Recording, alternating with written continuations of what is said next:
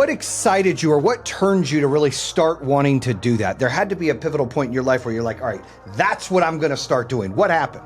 Well, my husband and I were in the pharmaceutical industry. And when we started in that industry, we were really excited because we thought, oh my gosh, we could bring life-saving medications to people. We could make a difference in this world and make people healthier. But after being in the pharmaceutical industry for a while, we started to realize that's not what was happening. You know, that what really a lot of people who were just on lots of pharmaceuticals, they were just getting sicker and sicker and more sick, you know, and weren't ever getting better. The focus was not on prevention or maintenance of health. The focus was on symptom treatment and putting Band-Aids on certain diseases. We did not like it. We were in the industry and we saw the abuses. You know, one story that always comes to mind is we had won this huge bid at one of the largest hospital systems in the country, and it was for a cholesterol medicine. And the pharmaceutical rep came into our office and said, you know what my job now is? My job now is to go to every doctor in the hospital system and tell them to lower the number that they would normally prescribe the medicine. So therefore they would be selling more of their medicine. And so we saw it in the industry. We saw it with our relatives. You know, one of our aunts, she started on one medication and before you know it, she was on a dozen different medications and not getting better. And it really wasn't the way we lived our lives. We were always more naturally minded. You know, when our kids got a fever, we would kind of let them run their fever unless it was dangerously high, because we know the fever is our body's natural way to fight an infection or a virus. And so, you know, we would never let it go, like I said, dangerously high, but we always tried to live a more natural lifestyle. So we're huge Wayne Dyer fans. We've always read Wayne Dyer books, and we did that message of you have to do your life's work.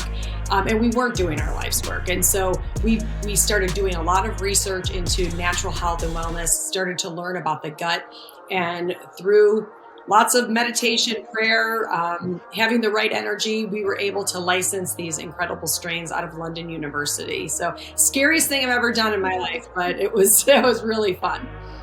So you guys took a chance and opened a business, something you believed in, something you wanted to make an impact. See, a lot of entrepreneurs out there, they do it for the wrong reason. They do it for the money, right? They do it because, I want to drive a Ferrari or I want to go on these trips. But it's a breath of fresh air when you see somebody that does it because it's their life's work. It's what they want to impact in this world. And you mentioned before this, you have kids, so you care about, you took the holistic approach in most cases when you or your family were ill, which I love that, by the way. I can't stand medicine. Like, I'm like, just, I don't want medicine. I drink like heated orange Gatorade if my throat hurts. Like, I try to do everything I can to avoid medicine unless I have to. But you guys opened up a business and it was something you guys were passionate about to make a difference. What were like the challenges? Like you have this idea and you're like, I want to make an impact. A lot of entrepreneurs are listening and they're out there in this world. They're like, I want to do something great and special. I, A, don't know what to do. And B, I don't even know what those bumps are going to look like if I do that. And I try to like coach some of those entrepreneurs on what to do, but mine's more of home services. What are some of the bumps that you hit that these folks can listen to in the industry that you're in? Yeah, I hit a lot of bumps. You know, I'm actually an attorney, so I was in litigation for many years. And I thought I was really smart, you know. Then I got into this and I'm like, oh boy, I don't know anything about, you know, developing a website. I mean, just that was really one of the hardest things. People make all these attorney jokes all the time, but really web developers this was probably 9-10 years ago, where, I mean, I thought they were complete shysters. I mean, I had like one website that wouldn't work, had all these kinds of issues with it.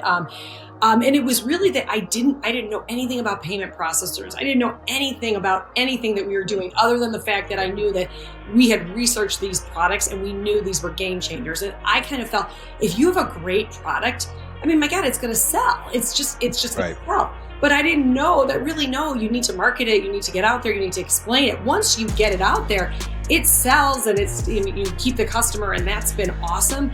But in the beginning, I didn't realize everything that really went into it. So I was really green in the beginning, and it took us a while.